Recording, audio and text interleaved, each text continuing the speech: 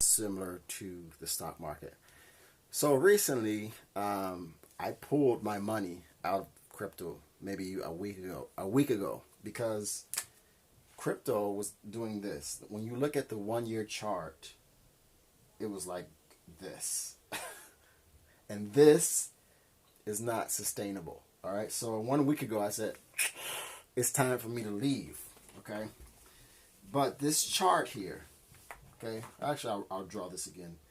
This chart here is similar to English at the beginning.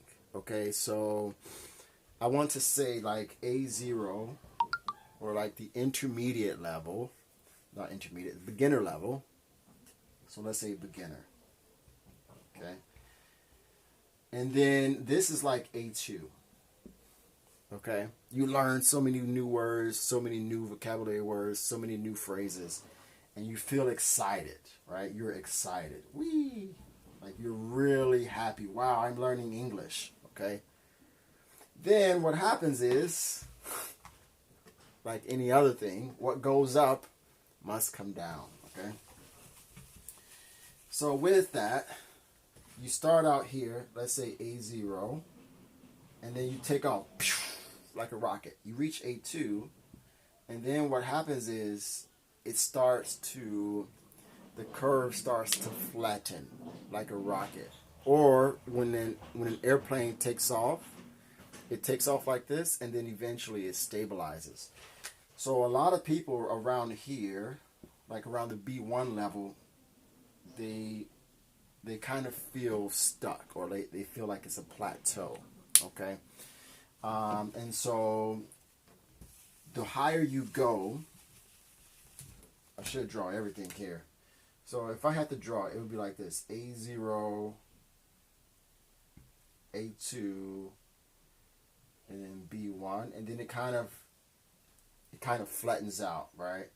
Then B2, and then it's a slow, it's a slow, steady progression to like C1 and then C2. But at the beginning, it's so exciting when it's taking off. Wow, I'm learning. This is new. This is something new, right? This is about, I would say, this is about 100 from here to here. Let's say 150 hours, okay, of study and practice with a language school, with a teacher, or with an organized program. From A2 to B1, you're looking at another 150 to 200 hours.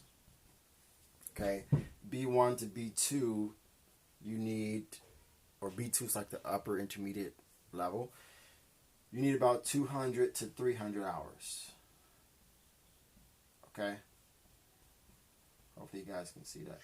So the higher you go, the more hours that you need. And then from B2 to C1, again, you need 200 to 300 hours.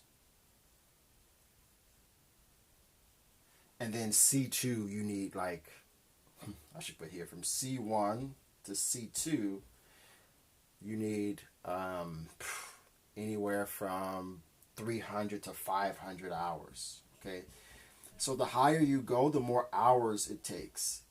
Okay. So that's why so many people get stuck here at the intermediate level, because they don't feel like they're learning, but they're learning it's more in a gradual way. It's a slower type of learning.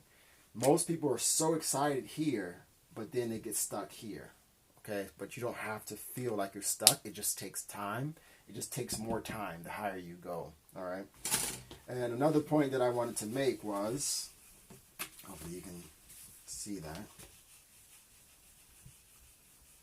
One thing that I realized is when you're learning a language, for me, this is my method. Everybody has their own method.